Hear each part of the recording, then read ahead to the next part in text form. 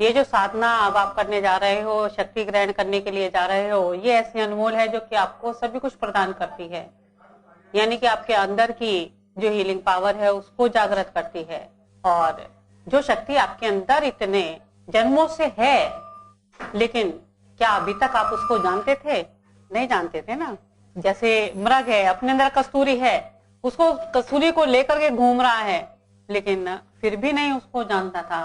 तो आप भी उसी मृग के समान हो कि ढूंढते फिर रहे हो, सब जगह भागते फिर रहे हो। अपनी सारी जिंदगी आपकी जो भी उम्र हो गई है, चाहे आप यहाँ बैठे हो या टीवी के सामने बैठे हो, आपकी इस समय जो भी उम्र है, उतने साल आपने क्या किया? व्यर्थ ही गंवा दिए। पाया क्या? आज आंसू है, कल मुस्कुराहट है, परसों और ज्यादा हंस रहे हो, उससे फिर कुछ दिन बाद या कुछ फिर किसी बात से दुखी हो गए हो, फिर परेशान हो, यानी कभी खुशी कभी गम, इसी में ही उलझे रहे हो और इसी में ही अपनी जीवन व्यतीत कर दिया।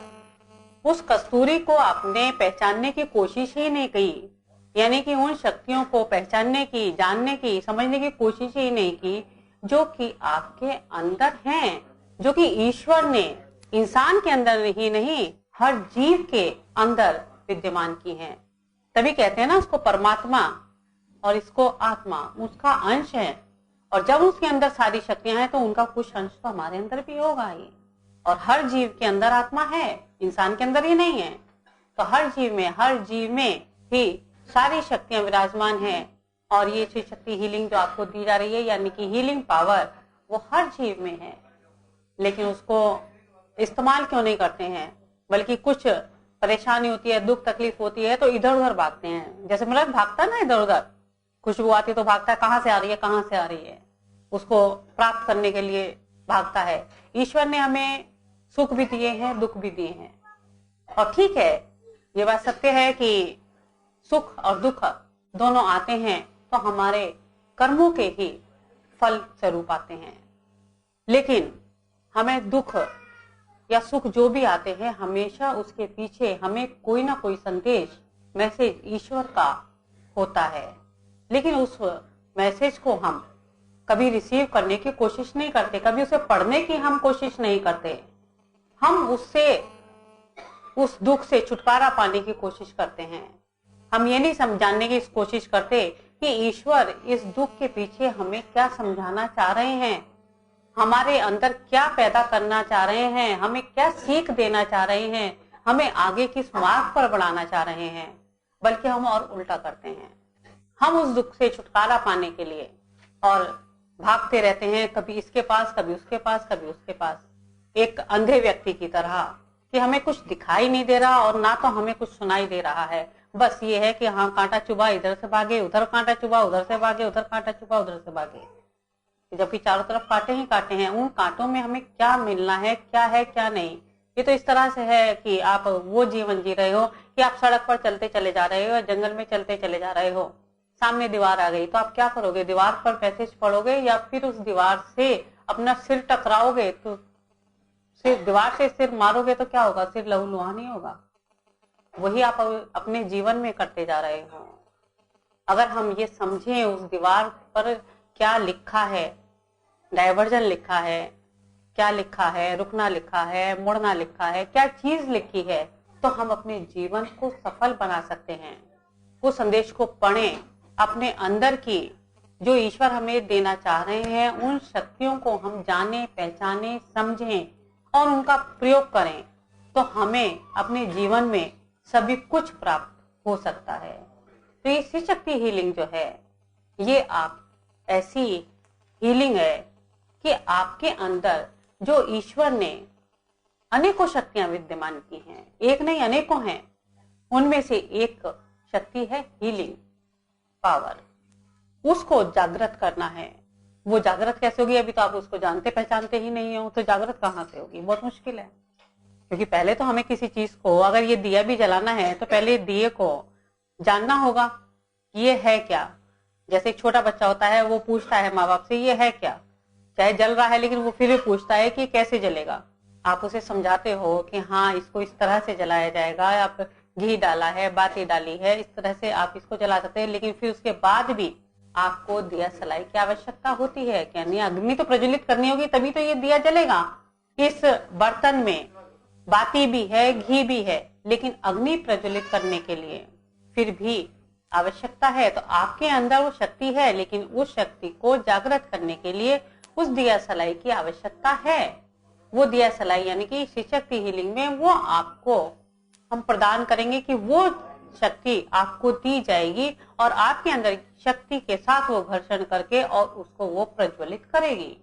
जब वो प्रज्वलित होगी तो आपके अंदर की जो ब्लॉकेजेस हैं यानी कि अवरोध हैं वो आपके कहीं भी हैं, या नेगेटिव एनर्जीज हैं यानी कि नकारात्मकता है या अंधकार है, वो सब आपका समाप्त होगा। जैसे दीप को हम प्रज्वलित करते हैं तो उस जगह का वो अंधकार समाप्त हो जाता है, वहां की चीजें आपको साफ साफ दिखाई देनी शुरू हो जाती हैं।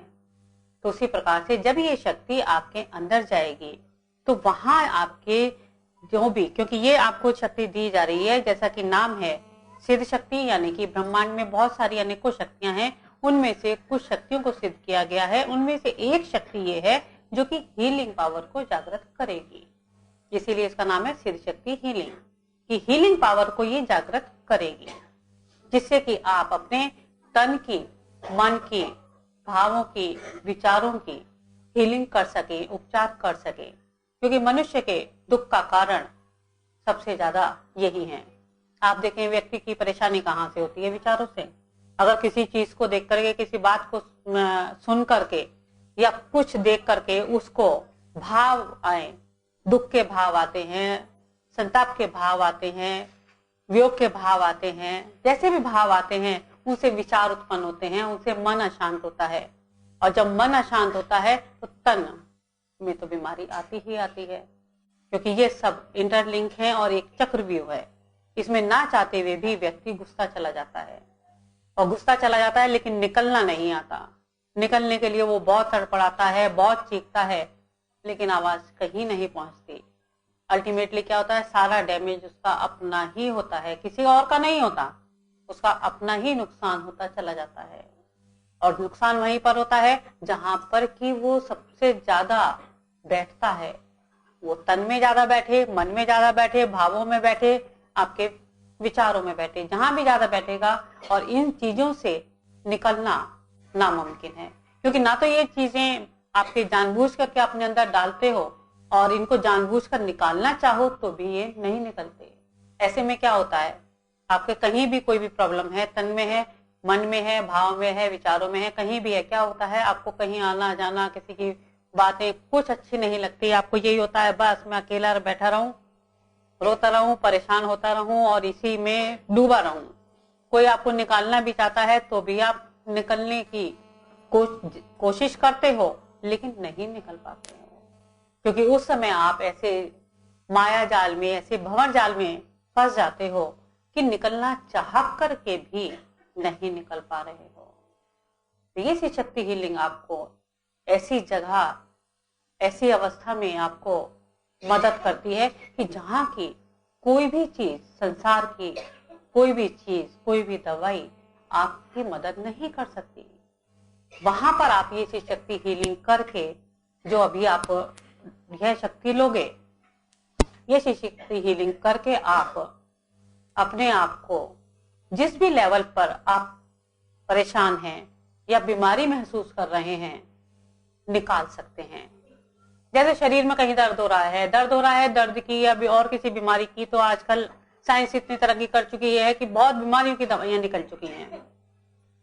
लेकिन क्या अहंकार की, टेंशन की, क्रोध की, नफरत की, रिश्तों को सुधारने की, इनकी कोई दवाई बनी है? नहीं बनी ना, और ना कभी बनेगी। लेकिन इसकी दवाई ऊपर वाले के पास है, क्योंकि ईश्वर के बनाए हुए इंसान है और ईश्वर सारी चीजें इंसान को तो नहीं दे सकता। जैसे गुरु है, सारे अपने शिष्य को सारी चीजें सिखा देता है, लेकिन आखिरी एक गुण अपने पास रखता है, तो वो तो गुरुओं का भी गुरु है, तो वो भी इंसान को सब कुछ सिखा देगा, लेकिन अल्टीमेटली तो डोरी अपने हाथ में ही रखेगा। ये चीजें ऊपर वाले के ही हाथ में है, अब वो ही हमें इन सब से निकाल सकते हैं। और वो कैसे निकाल सकते हैं, उसके लिए तो इच्छा आपके अपने अंदर होनी चाहिए। जब तक आपके अंदर इच्छा नहीं जागेगी तब तक आपका तार नहीं जुड़ेगा। जैसे आप अपनी धरती पे भी, चाहे अपने किसी रिश्तेदार से या दोस्त से या अपने माता पिता से या भाई बंधुओं से, जब तक आपके अंदर मिलने की या फोन पर बात करने की इच्छा नहीं पनपती तब तक आपका कांटेक्ट उससे नहीं बनता। कांटेक्ट बाद में बनता है, पहले आपके अंदर एक इच्छा जागृत होती है। जब धरतीवासी के लिए आपकी बिना इच्छा के कांटेक्ट नहीं बन सकता तो ऊपर वाला चाहे हमारे अंदर है, हमारे साथ है, उसका अंश हमारे अंदर है, लेकिन उससे भी हमारा कांटेक्ट तब तक नहीं बन सकता जब तक हमारे अंदर, हमारे मन में इच्छा नहीं होगी।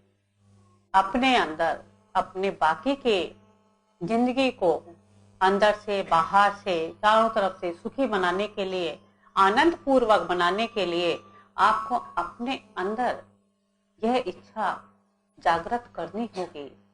इच्छा होगी तो आपको सब कुछ प्राप्त होगा, यानी कि कांटेक्ट बनेगा। जब कांटेक्ट बनेगा तो आपको सब कुछ प्राप्त होगा, और इच्छा नहीं है तो आपको कुछ भी प्राप्त नहीं होगा। और जो आज पहली बार आए हैं या इंटरनेट पर श्री शक्ति टीवी के माध्यम से देख रहे हैं, काफी लोग तो आप में से हैं पुराने, लेकिन कई नए भी हैं, वो सोच रहे होंगे कि ये काफी मुश्किल है, एक इंसान से ही कांटेक्ट बनाना बड़ा मुश्किल हो जाता है। कहने को तो आज आसान भी हो गया है कि मोबाइल हो गए हैं, आसानी से आप यहीं बैठे बैठे कहीं भी पूरे 7 समुंदर पार दूसरे देश से भी कांटेक्ट कुछ ही सेकंड में बना सकते हो। पहले तो ट्रंक कॉलें बुकिंग होती थी, कई कई दिनों में नंबर आता था, लेकिन आज तो कुछ ही सेकंड में नंबर आ जाता है, मिल जाता है, बात भी हो जाती है।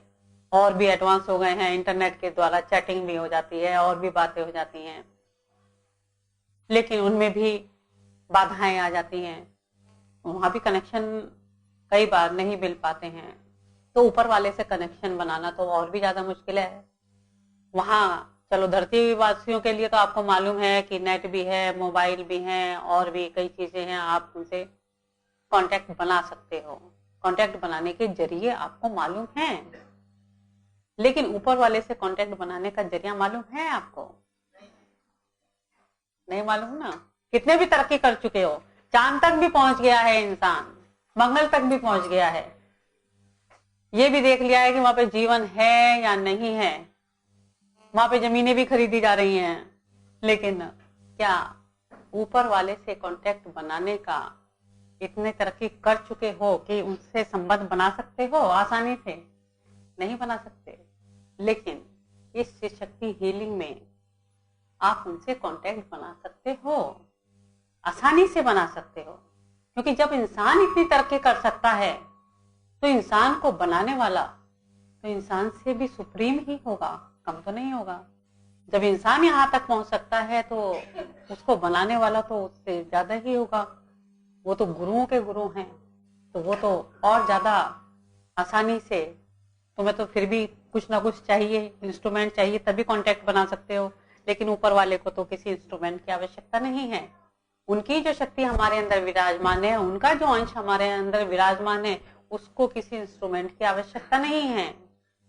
उनका और हमारा संबंध एक अनदेखी इंस्ट्रूमेंट से जुड़ा हुआ है, हमारे अंदर से जुड़ा हुआ है।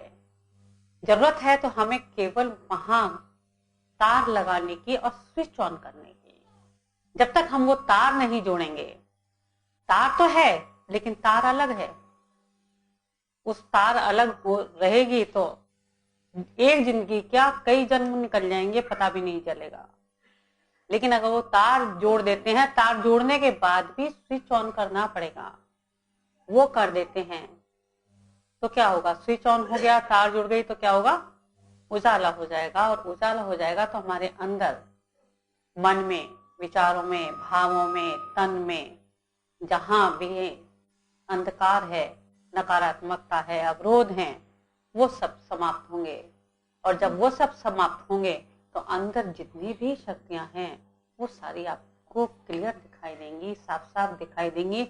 उनको फिर आप जांच सकते हो, पहचान सकते हो, समझ सकते हो, और फिर उनका आप प्रयोग भी कर सकते हो। अंधेरे में क्या दिखाई देगा? कुछ नहीं है, लेकिन फिर भी नहीं देख सकते।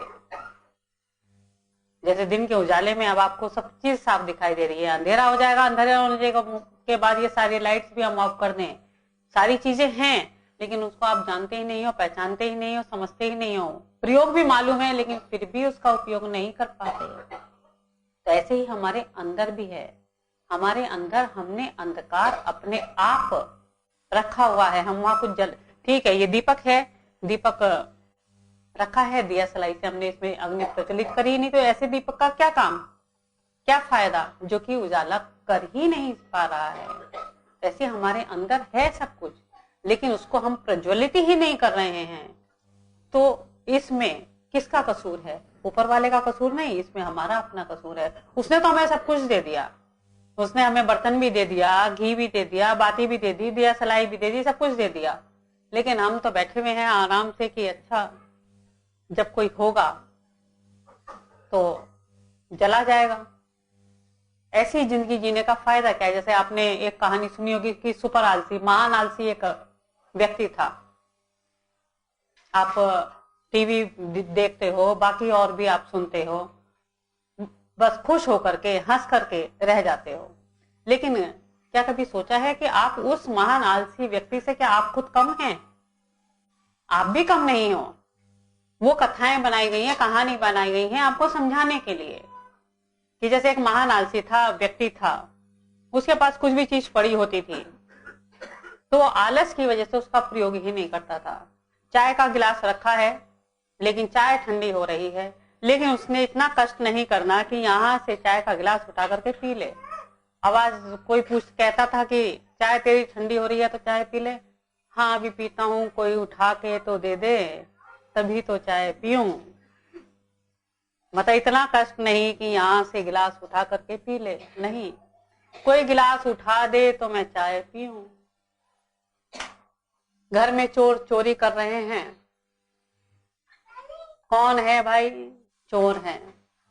अब कौन उठे इन्हें भगाए? आवाज भी क्यों दूं? मैं आवाज दूंगा तो मुझे आवाज जोर से देनी पड़ेगी, कष्ट होगा। लेट गया, सो गया। तो इन सब का मैसेज क्या है कि वो एक केवल आपको समझाया जा रहा है कि आलसी केवल वो ही एक व्यक्ति महान आलसी नहीं है, हर एक व्यक्ति महान आलसी है। आपके उसके तो घर के सामान की चोरी दिखाई जाती है कि घर के सामान की चोरी हो रही है, आपका क्या हो रहा है? आपका भी सब कुछ चोरी हो रहा है। आपकी शांति है, आपका प्यार है, आपका धन है। धन यानी वैसा चोरी नहीं, कहीं आपकी फिजूल खर्ची होती है, कहीं आप वैसे कर देते हो, ये भी सब क्या है? चोरी ही है। लेकिन आप कहीं आप 2 रुपए के 4 रुपए दे देते हो, तो ये सब क्या है? ये सब आप क्या कर रहे हो? उस चीज को चोरी ही होने दे रहे हो। अपनी शांति को, अपने प्यार को, अपनी सब चीजों को, जो भी अच्छी चीजें हैं उनको आप चोरी ही होने दे रहे हो। चाय का गिलास वो व्यक्ति कह रहा कोई उठा कर दे देते, आप भी क्या कर रहे हो? ईश्वर आपको रास्ता दिखा रहे हैं, लेकिन आप कह रहे हो जरा अच्छा मैं जो है कोई मेरा आकर के सब कुछ तो है, लेकिन दिया सलाई कोई जला जाए। ये दिया सलाई भी अगर मैंने ऐसे कर दी, यानी कि जो शक्ति आपके अंदर है उसको प्रज्वलित मैं क्यों करूं? मैं तो बैठा हूं, इतने और काम कर लूं, ये देख लूं, वहां हंस लूं, सीरियल देख लूं, यहाँ क्लब में होया हूं, यहाँ घूमिया हूं, मार्केट शॉपिंग करिया हूं, किट्टी में होया हूं। दिया सलाई कोई जला दे तो जला दे, नहीं तो मैं बैठा हूं। तो हर एक व्यक्ति आलसी है, वही वे महान आलसी नहीं है। लेकिन हम उनको पिक्चर में, कहानियों में पढ़ के, सुन करके, देख करके खुश हो जाते हैं और कहते हैं देखो जरा के मैं तो बहुत तेज हूँ, मैं तो ये काम ऐसे कर लेता हूँ, मैं वो काम ऐसे कर लेता हूँ। लेकिन ये देखो कि आप अपने जीवन में कर क्या रहे हो। एक सांसारिक काम करना शारीरिक श्रम नहीं है। शारीरिक श्रम है कि आप ईश्वर ने जो अनमोल भेंट आपको दी है। सांसारिक कार्य तो आप सांसारिक श्रम जो कर रहे हो वो सांसारिक कार्य है, वो तो एक धरती पे आए हो, वो तो करना ही है। लेकिन ईश्वर ने जो अनमोल भेंट के साथ आपको इस धरती पर भेजा है, आप उनकी धरोहर को कितना संभाल करके रख रहे हो, कितना आगे उसको बढ़ा रहे हो और कितना आप फैला रहे हो। जैसे आपने एक कथा सुनी होगी कि एक वृद्ध था, उसके 3 बहुएं थी। उसने तीनों बहुओं को एक एक मुट्ठी गेहूं दे दिया और बोला, मैं तीर्थ यात्रा पर जा रहा हूं और साल भर बाद आऊंगा, ये संभाल करके रखना। तीनों बहुएं सोचने लगी कि एक मुट्ठी से क्या होगा, लेकिन तीनों की अपनी अपनी सोच। एक बहू ने उठा करके कि पिताजी आएंगे साल भर बाद, उन्होंने कहा संभाल करके रखना, मैं आऊंगा तो वापस ले लूंगा। एक ने उसको पोटली बनाई और उठा करके लॉकर में रख दिया। भाव तीनों के बुरे नहीं थे, अपने पिताजी के लिए श्रद्धा, समर्पण सब कुछ था। दूसरी ने सोचा पिताजी आएंगे अपने खेत में, उसने उनको फैला दिया।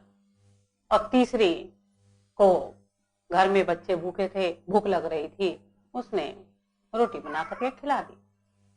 उसने सोचा पिताजी आएंगे, वो सोचेंगे कि वे बच्चे भूखे थे, पिताजी डांटेंगे कि मैं तेरे को देकर तो गया था, तो बच्चों के लिए ही तो था, ये भूखे थे तो तूने इनको खिलाया क्यों नहीं। उसने खिला दिया। तो तीनों में सबसे अच्छा काम किसने किया?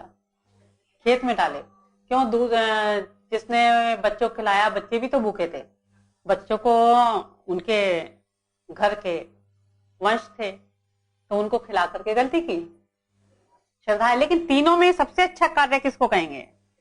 यहीं पर देखो ना कि 3 बहुएं, यानी कि 3 तरह के संसार के लोग, 3 तरह के संसार के लोग। ये केवल कथाएं ये नहीं है कि कोई एक उसी 3 बहुएं हुई थी, यानी कि इस तरह के विचार के लोग सभी जगह, 3 तरह के विचार के लोग सभी जगह होते हैं। तो आप लोग क्या कर रहे हो? वो परमपिता ने आपको जो भी एक गेहूं दिए ना, यानी कि काफी सारे बीज थे उसमें, एक मुट्ठी में कितने सारे बीज आते हैं, तो उस ईश्वर ने आपके अंदर एक मुट्ठी यानी कि इतने सारे शक्तियां आपके अंदर दी हैं। आप उनका इस्तेमाल क्या कर रहे हो? इसी तरह से कर रहे हो, तीनों तरह से।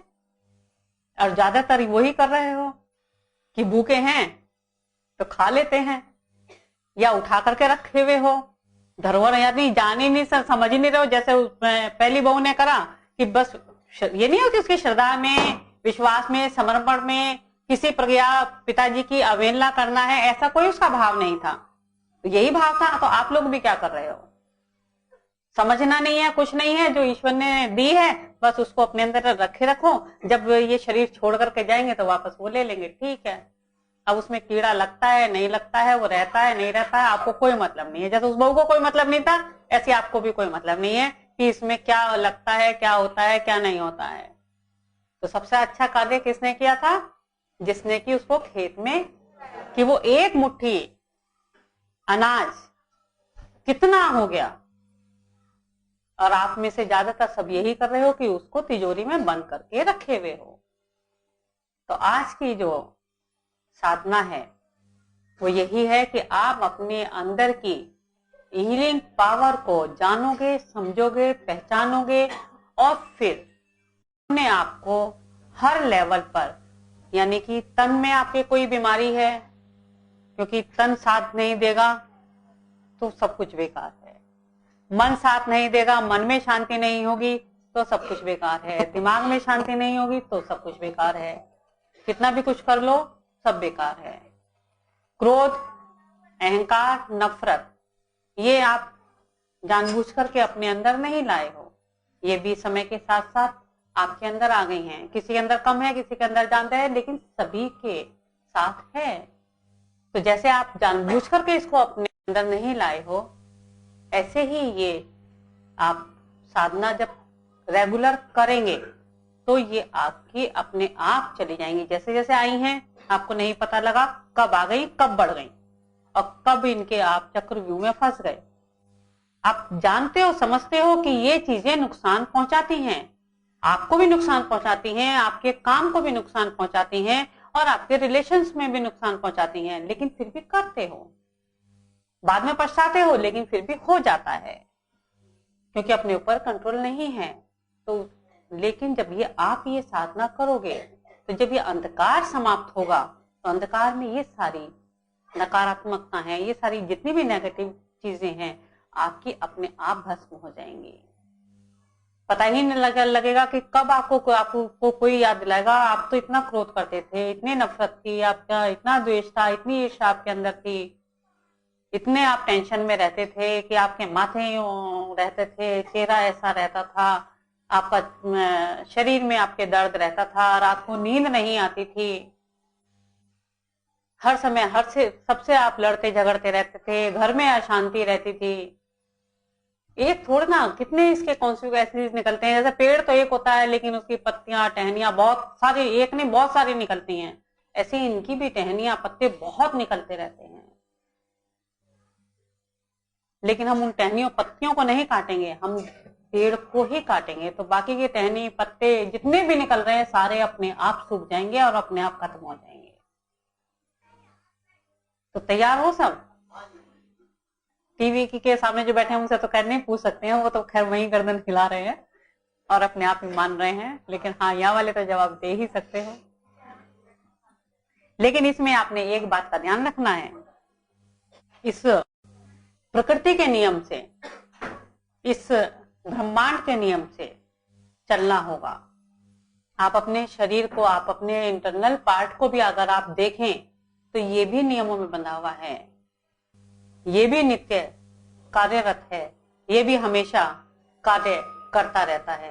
ये भी ये नहीं है कि एक बार काम कर दिया और छुट्टी, पूरी जिंदगी आपकी ऐसे ही चलती रहेगी, ऐसा कार्य नहीं करता ना। अगर ये भी धड़कना बंद कर दे तो क्या होता है?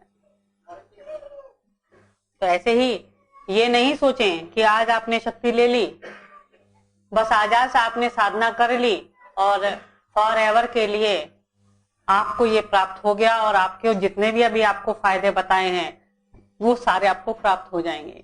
नहीं, क्योंकि हम सब उसके नियमों से बंधे हुए हैं।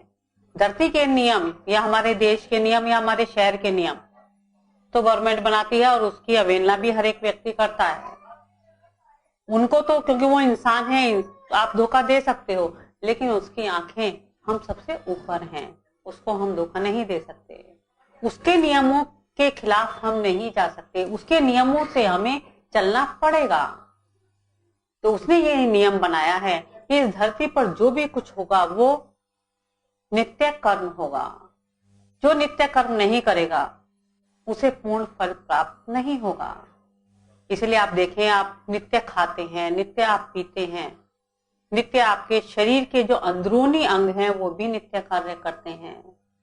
चांद भी, सूरज भी, तारे भी कहने को वही हैं, लेकिन फिर भी आपको रोज ये लगता है कि निकल रहे हैं और चुप रहे हैं, क्योंकि इसका नियम है।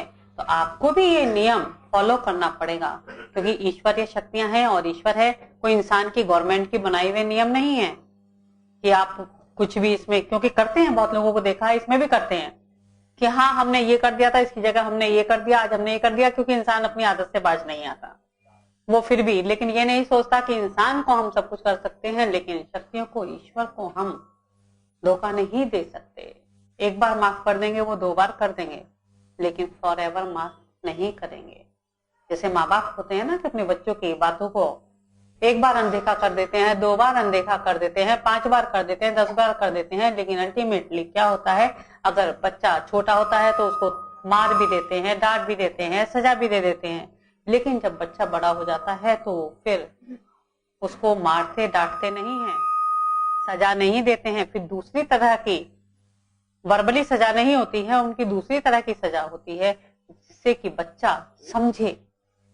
तो इसलिए इन नियमों का आप पालन करोगे, और नियम कोई सख्त नियम नहीं है कि आपने ये छोड़ना है, ये खाना है, ये नहीं पीना, आपने यहाँ जाना है, यहाँ नहीं जाना, ऐसा कोई नियम नहीं है। बस एक ही नियम है कि आपने ये साधना करनी तो होगी, लेकिन कैसे करनी होगी? रोज करनी होगी, रोज करनी होगी। बाकी कोई नियम नहीं है, आप कहीं भी बैठ करके करो, ऊपर नीचे कुर्सी पर कहीं भी बैठ करके करो और किसी भी टाइम करो, नहाए करो, बिना नहाए करो, खाए करो, बिना खाए करो, जैसा भी आपका मन है, जब भी आपके पास समय है इसको करो। बस एक ही नियम कि आपने रोज करनी है। तो इससे आसान मेरे ख्याल में तो और कुछ नहीं होगा। इससे ज्यादा आसान तो हम आपको नहीं दे सकते कि आप अंधेरे में करो, दिन में करो, रात में करो, नहा करके करो, बिना नहा करके करो, खाली पेट करो, भरे पेट करो, ऊपर करो, नीचे करो, कार में करो, आप ऑफिस में करो, दुकान में करो, ट्रेन में करो, कहीं भी करो। जैसे आप श्वास हर जगह आप ले रहे हो, आप श्वास लेने की कोई जगह तो नहीं है ना। श्वास लेने का ये तो नहीं है कि आपको नहा करके लेनी है, बिना नहाए नहीं लेनी है। आपने ऊपर लेनी है, नीचे लेनी है, ट्रेन में नहीं लेनी है। श्वास तो आप हर जगह ले सकते हो। तो जहां आप श्वास ले सकते हो हर जगह, इसी तरह से आप ये साधना भी हर जगह कर सकते हो। तो इस नियम का सब फॉलो करोगे तो साधना कराओ, नहीं तो नहीं। और जो इंटरनेट टीवी पर देख रहे हैं वो भी अपने मन में ये सोचें कि ये इस एक ही नियम का पालन करोगे, इसका उल्लंघन बिल्कुल नहीं करोगे। कभी बाई चांस हो जाता है, और वो भी ऐसी मजबूरी कि आपकी जेन्युइन मजबूरी हो, तो कोई बात नहीं है। लेकिन क्योंकि अभी बताया ना आपको, इंसान को आप धोखा दे सकते हो लेकिन ईश्वर को नहीं। जेन्युइन मजबूरी है तो ईश्वर हमारे माँ बाप की तरह हैं। वो कभी भी हमें नियमों में बांधना, हमें चलना सिखाते हैं, वो भी हमारे फायदे के लिए, हमें नुकसान पहुंचाने के लिए नहीं। तो हमारा नुकसान नहीं चाहते, हमारी बातों को, हमारी परेशानियों को वो जरूर समझते हैं। तो कभी ऐसी कोई बात आती है तो जरूर आप उस दिन ना करें, लेकिन अपने मन में यही संकल्प जरूर लें कि मैंने इसको रोज करना है। और इस ईश्वर की दी हुई जो अनमोल भेंट है, इसको हमने उस बहू की तरह बनाना है जो कि चारों तरफ फैला सके। ये नहीं कि लिया, उठाया, तिजोरी में रख दिया और थोड़े दिन पता लगा बाद में, सालों बाद में उसमें कीड़े पड़ गए। ना वो मेरा रहा, ना तेरा रहा, ना सबका रहा, किसी का नहीं रहा। इससे तो उसने काम अच्छा करा जिसने बच्चों का तो पेट भर दिया, उसका फिर भी अच्छा था। तो कौन से वाली बहू की तरह बनोगे सब लोग? फैलाने वाले ना। तो जो शक्ति अभी आप ले रहे हो, इसको आगे आप फैलाओगे। फैलाओगे मतलब आप शक्ति तो नहीं दे सकते हो, लेकिन और लोगों को इसके बारे में बताओगे। जो नेट पर बैठे हैं वो तो नेट का एड्रेस दे सकते हैं, नेट के थ्रू और देख सकते हैं। जो आप लोग यहाँ बैठे हो, आपके पास नेट है तो नेट का भी आप बता सकते हो। जिन आपके पास नहीं है तो जिनके पास है उनको आप बता सकते हो। क्योंकि नेट पर इसलिए शुरू किया है, हर एक व्यक्ति हर शहर से, हर देश से यहाँ नहीं आ सकता।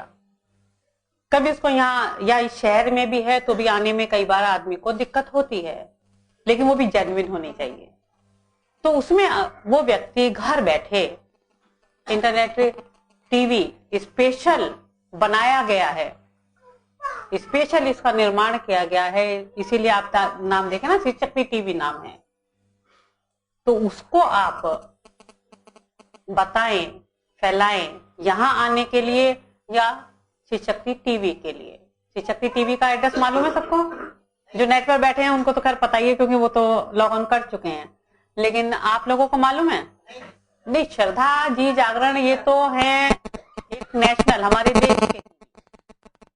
एक होता है इंटरनेट टीवी जो कि इंटरनेशनल है, जो कि आप इंटरनेट के द्वारा आप देख सकते हो। उसका एड्रेस है www. इस टीवी पर जाकर के। यहाँ तो फिर भी लाइव आपका संडे के संडे होता है, लेकिन अब धीरे धीरे इस शक्ति टीवी पर आपके डेली लाइव होंगे, सुबह शाम दोनों टाइम। यहाँ तो फिर भी आपकी लिमिटेशन है ना कि संडे ही आ सकते हो, लेकिन इस शक्ति टीवी पर अभी एकदम तो नहीं, हाँ थोड़ा सा समय लगेगा, लेकिन सुबह शाम दोनों टाइम कभी आप ज्ञान प्राप्त करोगे, कभी आप शक्ति प्राप्त करोगे, और वो भी लाइव होगा। ये नहीं है कि हाँ रिकॉर्डेड होगा, सब लाइव होगा। तो इसलिए आपने उस बहू की तरह बनना है, यानी कि उस व्यक्ति की तरह बनना है जो कि खुद भी लाभ उठाए और सबको भी लाभ प्राप्त करने का माध्यम बने, साधन बने। बनोगे सब? और शिव शक्ति टीवी वाले भी। तो अब साधना शुरू करते हैं। इसमें आपने अपनी आंखें बंद रखनी है। आंखें खुली रखोगे तो कुछ नहीं प्राप्त होगा, ऐसे ही देखते रह जाओगे जैसे अभी तक देखा है। अगर प्राप्त करना चाहते हो तो आपने अपनी आंखें बंद रखनी होगी। जब हम आंखें खोलने के लिए कहें तभी आप आंखें खोलोगे, उससे पहले आपने आंखें नहीं खोलनी होंगी। कोई आपको कंसंट्रेट करने की आवश्यकता नहीं है, ध्यान लगाने की आवश्यकता नहीं है, दिमाग विचार शून्य करने की आवश्यकता नहीं है। केवल आपने आंखें बंद रखनी है और कुछ नहीं। आपके दिमाग में कोई विचार आ रहे हैं, जा रहे हैं, उसको आने जाने दो, कोई फर्क नहीं पड़ता। कंसंट्रेट आप कर पा रहे हो, नहीं कर पा रहे हो, कोई फर्क नहीं पड़ता। ठीक है, केवल आपने आंखें बंद कर रखनी है और जो हम बोलते जा रहे हैं केवल आपने उसको मन ही मन बोलना है, मुंह से भी नहीं, मन ही मन बोलना है। अगर आपको समझ में भी नहीं आ रहा है तो उससे भी कोई फर्क नहीं पड़ता।